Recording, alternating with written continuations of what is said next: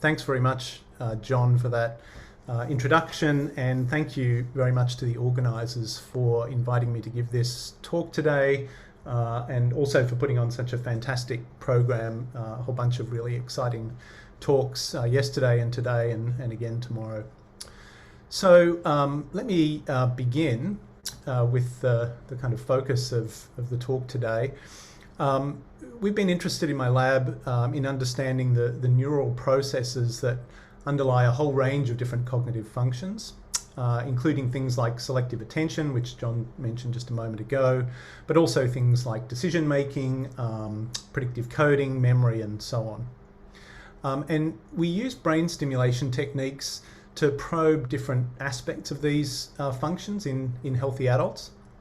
And a key concept that guides the work that we're doing is the notion that the effects of brain stimulation are going to vary, often quite dramatically, as a function of the current state that the brain is in. So what do I mean by state? Well, in this context, a state is really just a particular configuration of a functional brain network, which consists of nodes, these little coloured dots, and the connections between them. So this could be a relatively long-lasting state, something that's endogenous or physiological. So, for example, being asleep, or being anaesthetised, or being in a coma. But a state could also be completely exogenous or task-induced.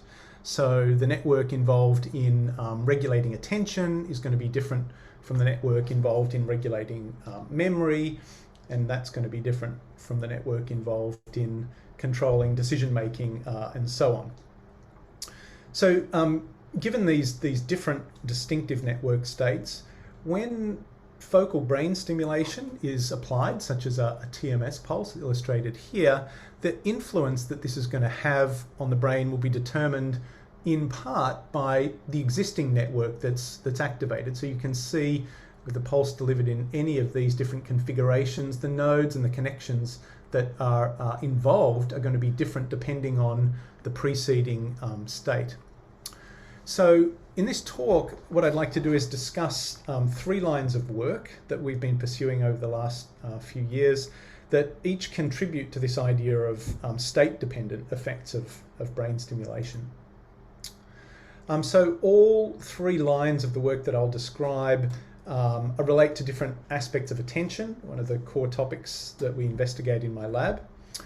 In the first study, we use TMS to probe changes in cortical responses during natural fluctuations in sustained attention or alertness. And in that study, as I'll show, we find that even quite subtle moment-to-moment changes in alertness can have really marked effects on cortical responses. Then in the second study, I'm going to describe work in which we looked at task-induced changes in attention and how these can profoundly alter TMS-induced motor plasticity. And actually this work was originally inspired by findings in patients with chronic inattention after stroke, a syndrome called unilateral neglect. It's quite well documented that neglect patients after stroke are actually much slower to recover from motor weakness, from hemiparesis, than stroke patients who have otherwise similar stroke severity but whose attention is normal. And then in the third section of the talk, the final section, I want to introduce some work that we've been doing looking at concurrent TMS and EEG and using that combined methodology to try and decode what would otherwise be hidden attentional states in healthy subjects. And the idea with this work is to have subjects deploy their attention according to some kind of task cue, maybe attend to one region of space and ignore another, and then to try and decode this brain state based on patterns of brain activity that are induced at the moment of stimulation. So that's where we're heading. Let's start off with the first line of work, looking at endogenous fluctuations in sustained attention.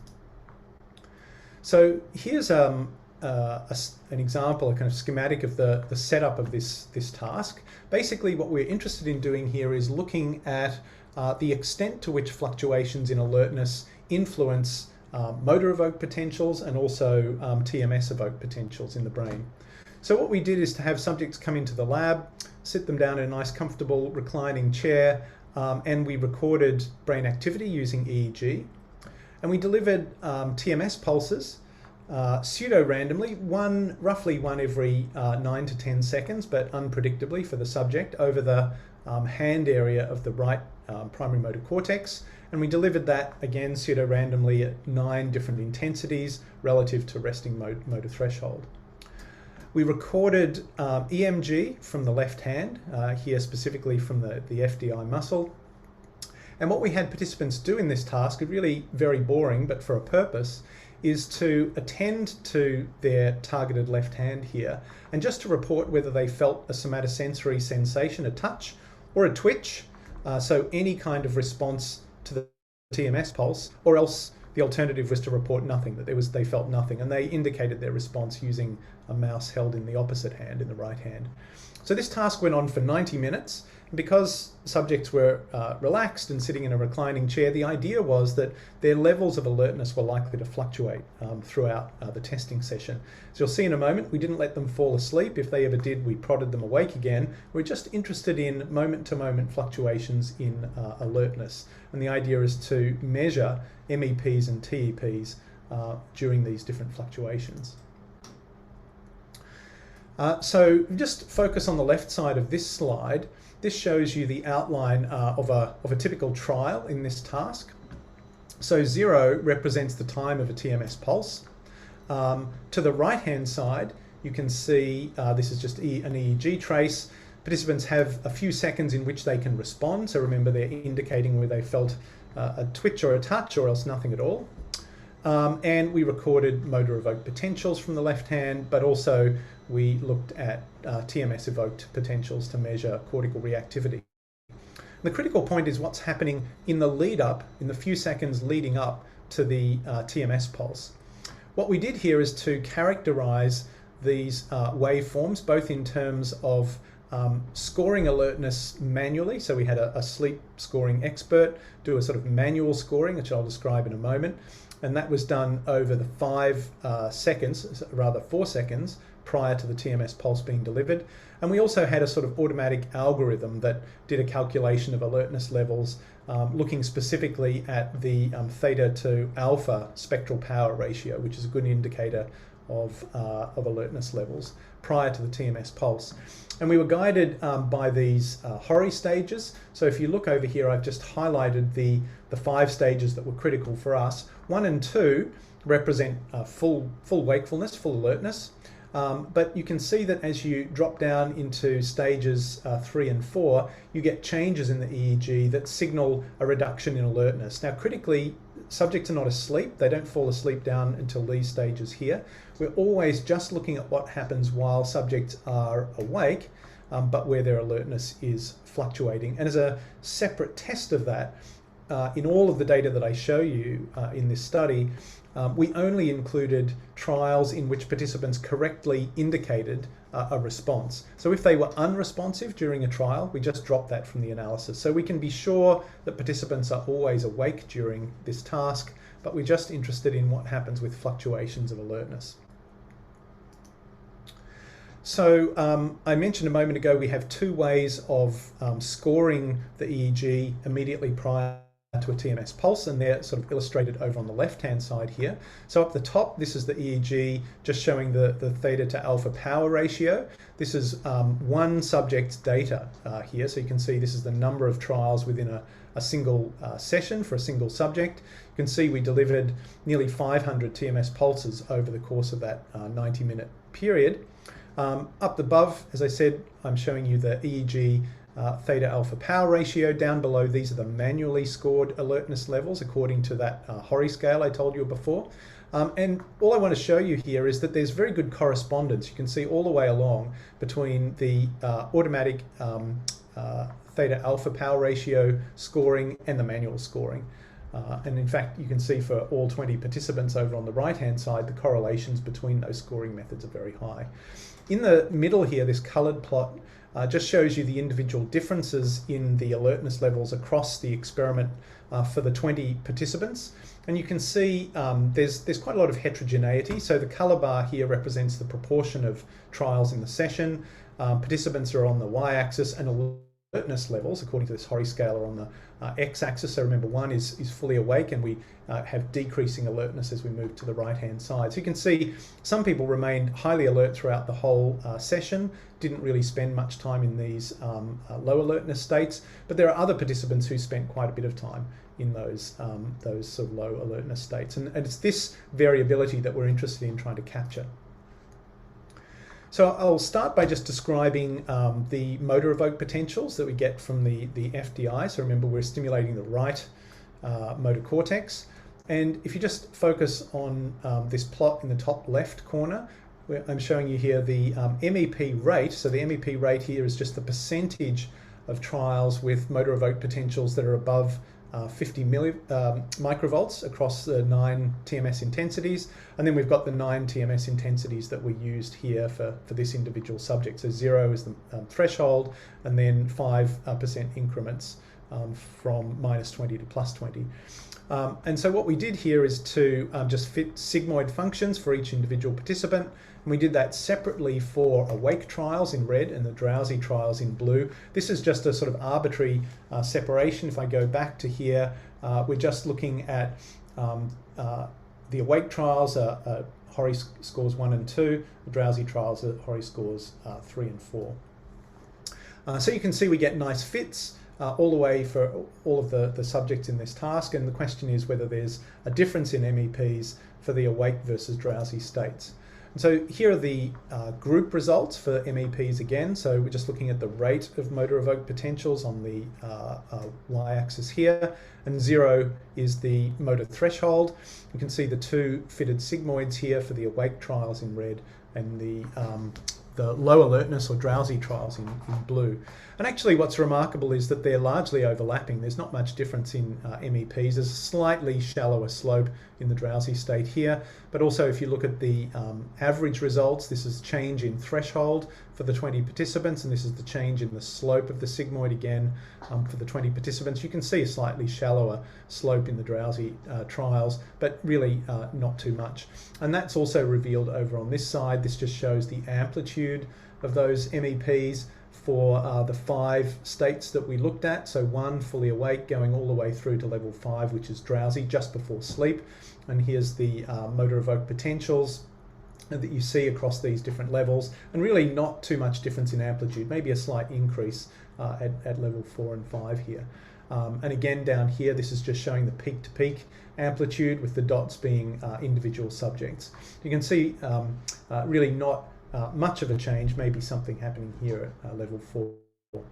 What's more interesting is what we see in TMS evoked potentials. So we're now looking at cortical responses to the onset of TMS, again in these 2 states, awake and drowsy. What I'm showing you on the left-hand side here is a kind of region of interest analysis. So we're actually just looking at the evoked responses measured from these 4 electrodes here. So these are the 4 electrodes sitting right under the motor hotspot that we have the coil sitting on in this particular instance. And you can see here the evoked responses to the TMS pulse. They emerge or peak between 26 and 36 milliseconds after the onset of the pulse. And you can see this really large difference in the amplitude of the response in these low alertness or drowsy states compared with the awake states. And these topographies on the right-hand side show the spread of that difference over the scalp. So here on the left-hand side is the awake state.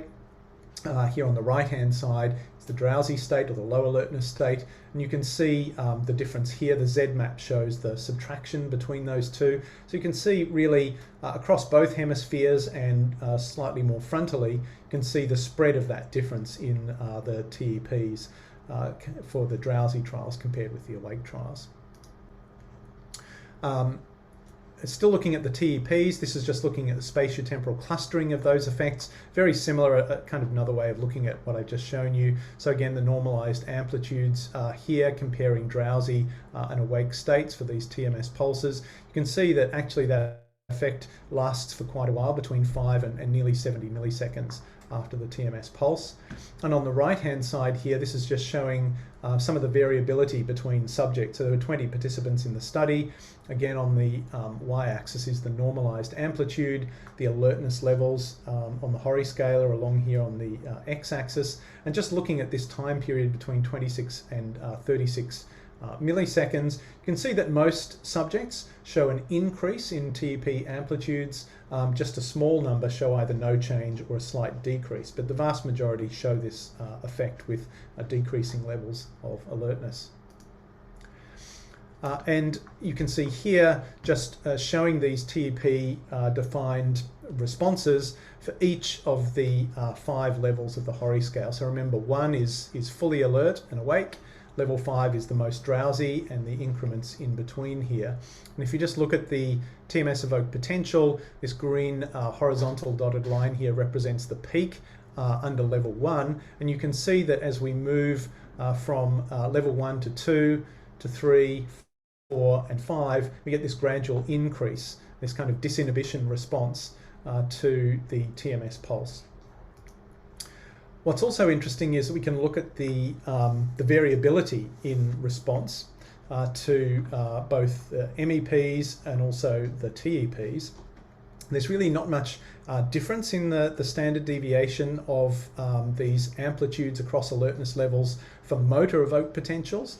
But when we look at TEPs, you can see as we move from the most alert state on the left-hand side to the least alert state on the right-hand side, we get this really quite a dramatic increase in the variability of these TEP responses. And again, this is just being recorded from the 4 electrodes directly underneath the stimulating coil, but you can see that increase in variability.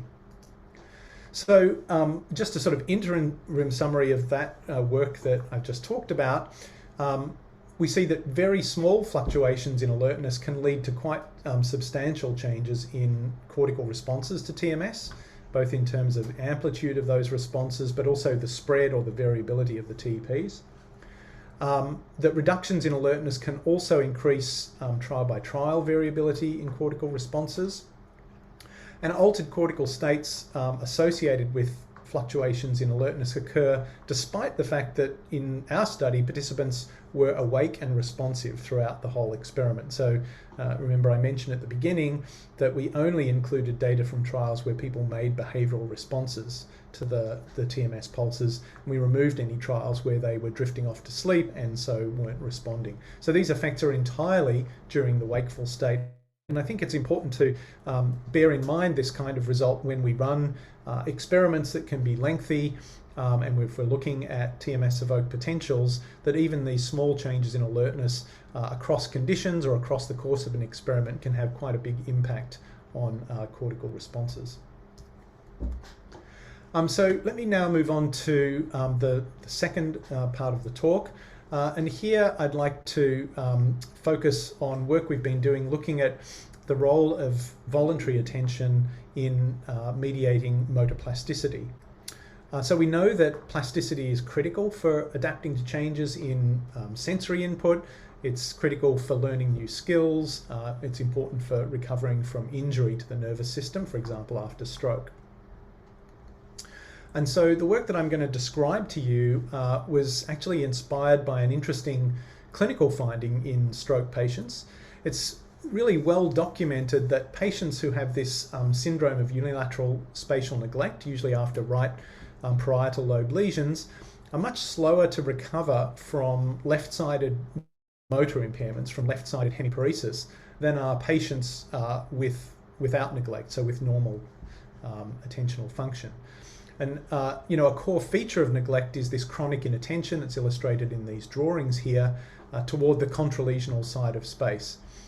In addition to these sort of spatially lateralized effects, patients with neglect also have an overall reduction in their attentional capacity. So even tasks that most healthy people would find easy, neglect patients tend to find overwhelming. They're just too attentionally demanding. So based on these clinical observations, we wondered whether attention deficits might actually play a causal role in disrupting neural plasticity that would normally support the recovery of motor function after stroke. Rather than jumping straight into testing stroke patients, what we did is to look for a proof of principle of this idea in healthy adult volunteers. And what we did is to induce plastic changes in the motor cortex using TMS, either using paired associative stimulation, as I'll describe in a moment, or intermittent theta burst stimulation. And we did that while subjects were doing tasks that systematically manipulated their attention. And the central question in this work was whether concurrent attention manipulations are able to alter the expression of TMS-induced motor plasticity. I guess I probably don't need to explain paired associative stimulation to this audience, but just briefly, it's a method for inducing LTP-like changes in the cortex by pairing stimulation of the median nerve 25 milliseconds before a pulse of TMS is delivered over the corresponding muscle representation of the contralateral motor cortex. And after pairing 90 or so of these pairings, there's typically an increase in the amplitude of the motor evoked potential relative to a pre-PAS baseline condition. And these changes, these LTP-like changes with the PAS-25 protocol can last quite a while, 30, 40 minutes up to an hour. There are also LTD-like effects that can be manifest using a different PAS protocol. We've used that protocol as well, but I'm not going to report on the results from that work here. I'm just going to focus on these LTP-like increases in cortical plasticity. So in one of our studies where we've looked at the impact of attention on motor plasticity, we used this PAS protocol, specifically the LTP-like facilitating protocol. We have subjects come into the lab, we record their resting motor threshold, we look at their motor evoked potentials in baseline period, then we induce plasticity using PAS. And in this particular case, all our subjects had median nerve stimulation targeting their left hand and TMS targeting the motor cortex in the right hemisphere. So they undergo this PAS protocol with 90 stimuli at a rate of roughly every 10 seconds. Then we would record MEPs in the post phase, again resting motor potential, and then a delayed MEP recording at 20 minutes as well. And the key point is that during this PAS protocol, we had our subjects doing an orthogonal attentional task. So let me just describe how that task worked. We had our subjects sitting down with their left and their right hand sitting to the left and right side. We asked them to fixate a central spot on a table surface. And then we had these small LEDs that we placed adjacent to the left hand and the right hand. And subjects were instructed that they needed to hold their attention for a whole session, either to the LEDs that were adjacent to their left hand, or in a separate session, they held their attention to the LEDs that were close to their right hand. So what we're trying to do is bias spatial attention to one side or the other. And these LEDs emitted a sequence of light configurations. So these single flashes were non-target events. They could occur in any of these positions, but the twin flashes were targets in this task. So whenever subjects saw two LEDs on the same side, on their attended side, they had to count that as a target event. And so in any given trial, while PAS was being delivered, we had subjects holding their attention to the right or the left, and at the end of the trial they would report how many of these twin flash targets they'd seen, either 0, 1 or 2, and they made their response with an eye movement. So just think about the predictions of this task. The idea is that we want to see to what extent having spatial attention close by to the hand that we're inducing plasticity in might influence the magnitude of that plasticity effect, and more importantly, what happens when subjects are instead directing their attention to the opposite side, so now to their right hand, and ignoring what's happening in the left hand, which is receiving the median nerve stimulation. You can think about that attend right condition as being a little bit like the typical neglect patient who's focusing on the right hand side and neglecting or being inattentive to what's happening on the left hand side. So here are the results of that study. First, I'm going to show you results of manipulation where the two hands were always visible throughout the experiment. I'm showing you change in motor evoked potential amplitude, so 0 is the baseline level. And here are our two key attention conditions, attend left, and then in a separate session we had participants attending right. We also had a third session where they attended in between, so they weren't specifically directing spatial attention to the left or right, but just centrally.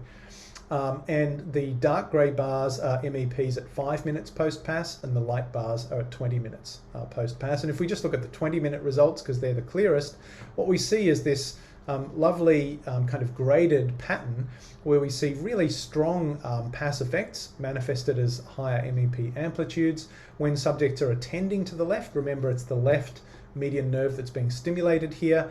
We see a drop when they're attending equally to both sides, or to neither side, I guess. But look at what happens when subjects are ignoring their left hand and attending instead to the right side. Pass effect disappears completely here. So we actually get no significant change in MEP amplitude, even though everything else in the task is completely matched. We wondered in this experiment how much it mattered that participants' hands were actually visible during the task. So we had another version, a fresh set of subjects came in, and we did a version of the task where their hands were now occluded, so we had cardboard cuffs over the left and right hands, but we still had the LEDs to the left and the right side, so there was still proximity of the limb to the attended side or the unattended side, but subjects just couldn't see their hand. And again, we just had two conditions, an attend left and attend right. We see exactly the same pattern of results, a strong PAS plasticity effect when subjects are attending to the left side, the side of the targeted hand, but you can see that effect disappears when they're ignoring the left and attending instead, preferentially to the right-hand side. We've run a number of other experiments looking at variations in this attention effect on plasticity, and I'll just skip over this one fairly briefly for the sake of time. But one of the other things we've done is to look at, sorry, let me go back. One of the other things we've done is to look at the effect of attentional load on plasticity effects, motor cortex plasticity effects. And so here, rather than have subjects attend preferentially to the left or the right side of space, what we did is have them monitoring a central stream of these coloured crosses. So these are flashing by fairly rapidly, 4 times a second. And in an easy version of the task, what we call a low load version of the task, we tell subjects to look out just for a single unique colour, in this case the red cross. And again, they have to report the number of those that they see at the end of each trial, just using an eye movement response. So there could be 0, 1 or 2 of those target events. Or in separate blocks of trials run on different days, we have them do this high load version of the task. High load version is more tricky because subjects need to look out for either an upright yellow cross, or they also have to find these upside down or inverted green crosses. So you can see the attentional load is higher for this second version of the task, but critically the stimuli always remain the same. So there's actually no change in the task, the only change is in the attentional load. And so we ran 3 experiments in this load study, one where we used PAS as the plasticity measure that was run during this attention task. We also used an ITBS protocol to do the same kind of thing. And then in a third control experiment, we just ran exactly the same load task, so low and high load task. We also had a no load task where subjects could ignore the crosses altogether, where we just recorded motor evoked potentials because we want to rule out that any attention effect isn't generically increasing cortical excitability, that it's actually the plasticity protocol interacting with the attention task that's what's important here. And so just briefly showing the results of this study. This is showing the PAS protocol initially in the targeted muscle, which was the left APB in this case. And if we just look at the PAS responders here, you can see there's a much larger MEP amplitude effect from the PAS protocol when subjects are doing the easy task. So not much of their attention is being diverted to this visual attention task, compared with cases where they're doing the difficult visual attention task. Now you can see the plasticity response is much lower and in fact not significantly different from the pre-test baseline. This is specific to the muscle targeted because we also recorded from the left ADM, so the muscle of the little finger on the same hand, and you can see that we don't see any changes in plasticity as we would expect. So the plasticity effect and its interaction with attentional load is very specific to the targeted muscle. And as I mentioned, we also used a theta burst protocol, again with a fresh set of subjects, but again doing this attentional load task. What I'm showing you here are the post-ITBS results, looking at motor evoked potential amplitude, again for the two tasks, the low load version of the task, the easy one, and then the high load version of the task. And you can see that when subjects are engaged in this high load task, so all of their attentional capacity is being used up by the visual task, we actually see very little change in motor evoked potentials induced by the ITBS protocol. Whoops. Compared with this low load task. So when subjects are engaging in a relatively simple task, you can see that we see these nice ITBS effects. And on the right hand side, just to sort of reassure you that the effects we're seeing are specific to the plasticity protocols and their interaction with attention, if we just run exactly the same experiment again with the attentional load task, but without any PAS, without any ITBS, and we measure MEP amplitudes as a function of TMS intensity, we get this nice sort of predictable function, but critically no difference between the three attention conditions. So it's not just a generic effect of doing an attentional task, it's specifically the interaction between attentional state, low versus high load in this case, and the plasticity that's induced by TMS. So again, just an interim summary to wrap up this second part of the talk. Visual attention significantly modulates TMS-induced motor plasticity. I showed that diverting attention away from a targeted hand muscle can eliminate motor plasticity entirely, but also increasing attentional load can reliably attenuate plasticity, as we showed in the second study. And I think this has important implications for rehabilitation of hemiparesis in stroke patients who have chronic inattention. Remember, I mentioned at the beginning this finding that neglect patients tend to be much slower to recover from motor deficits on their affected side, and we think that that is due to the fact that they don't direct attention to that side, and consequently they don't get any benefits of the natural recovery, the natural plasticity processes that would happen over time post-stroke, or indeed with targeted clinical interventions. Okay, so just to spend the last 5 minutes on the third section of the talk, specifically here, I'm interested in trying to decode attention states using brain stimulation. So let me tell you a little bit about how we approach this. So there's a long history of using brain imaging methods like fMRI and EEG to try and identify and characterize the brain networks that are responsible for controlling attention.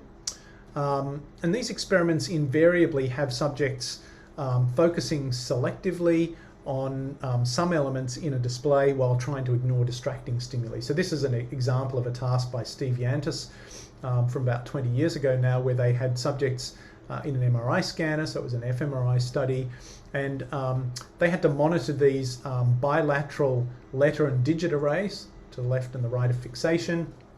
Whenever they saw a digit on one side, that the identity of that digit cued subjects either to hold their attention to the same side of the display or to switch their attention and now start to focus on what was happening on the other side.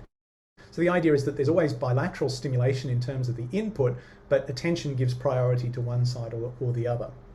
And so this is a nice illustration of the role of a particular key structure, in this case the intraparietal sulcus, both in the left hemisphere as shown here, but also in the right hemisphere, in this holding of attention operation.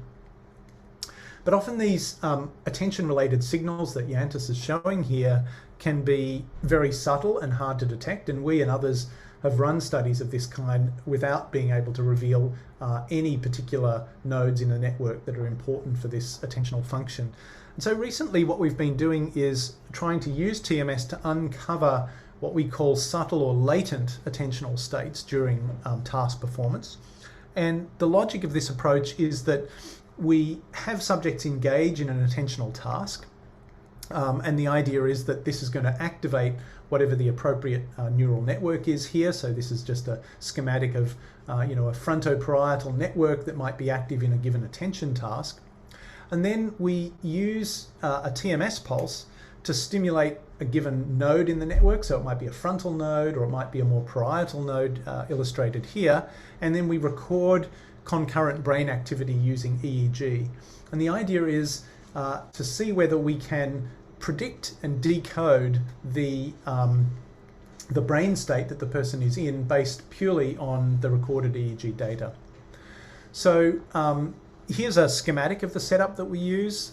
We record EEG while subjects are performing a demanding dot motion task. So they're looking on the left and on the right side of the display here. They're keeping their eyes fixed in the middle, and we record their eye movements during the task. And the idea is that we have them covertly attend either to the left dot motion stimuli, or alternatively to the right dot motion stimuli. And we also vary the coherence of brief motion signals that appear in these dot tasks in order to vary the difficulty of target detection.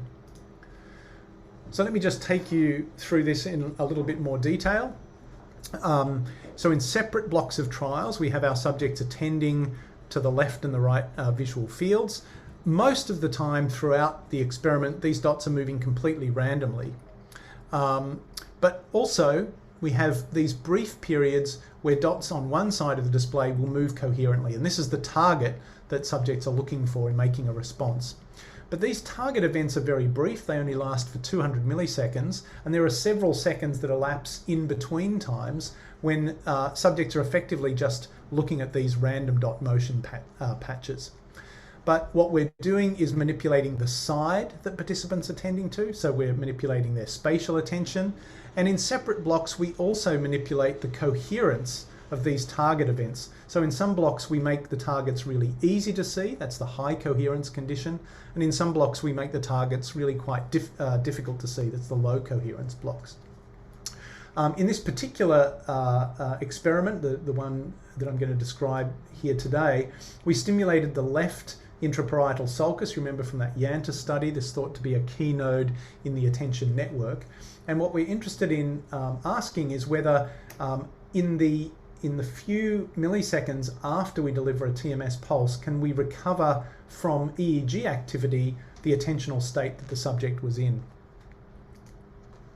So this is just a summary of the behavioural data for this particular experiment. There were 44 subjects. This is looking at their accuracy. So you can see subjects are less accurate in the low coherence target condition than in the high coherence target condition. So that's exactly what we'd expect. And we see that reflected in their reaction times too. So they're slower in the low coherence than in the high coherence condition. So this is really just a sanity check. We don't see a difference in performance between the left, tending to the left or the right side. And just to show you what the evoked responses, the TMS evoked responses over the left IPS look like, this is just showing you all of the electrodes. You can see that we can pull out these different evoked components based on the peaks of the waveform, but actually I'm not going to talk about any of that today. There's lots of interesting results in there. What I want to do is focus on the decoding analyses. And so what we do is we can basically feed a linear classifier any kind of TMS evoked brain activity. It could be raw voltage data. It could be something frequency specific like alpha power. We could look at gamma band activity. But today I'm just going to describe the decoding results we get from the raw voltage data with the TMS artifact removed. And so what we do here is we use a linear classifier with a sliding 25 millisecond window, and we use a cross-validation procedure, a 10-fold cross-validation procedure for the decoder. And the aim is to try and decode patterns of brain activity that reveal which side participants are attending to covertly in the task. So that's illustrated here. Or we also can look at whether we can decode between participants anticipating a high coherence or an easy target, or anticipating a low coherence or a difficult target. And critically, I want you to remember that the TMS pulses are being delivered during periods in which the motion stimuli on the two sides are completely random. So remember, there's no difference. So we're keeping the salience of the displays balanced, and people are in this anticipatory state of a target appearing. And just briefly, I can show you the decoding results, looking at whether we can decode the side to which participants are attending. So if you look on the y-axis, this is just the decoding accuracy. Chance would be 50%, attend left or attend right. Down the middle here is the point in time at which TMS is delivered, and you can see that in the half second prior to the TMS pulse being delivered, we get no significant decoding. But as soon as we deliver a TMS pulse, we now get above chance decoding of that brain state. And likewise, for the attentional load manipulation, the high and low coherence, we see exactly the same thing. So in the 500 milliseconds before a TMS pulse, we get no decoding.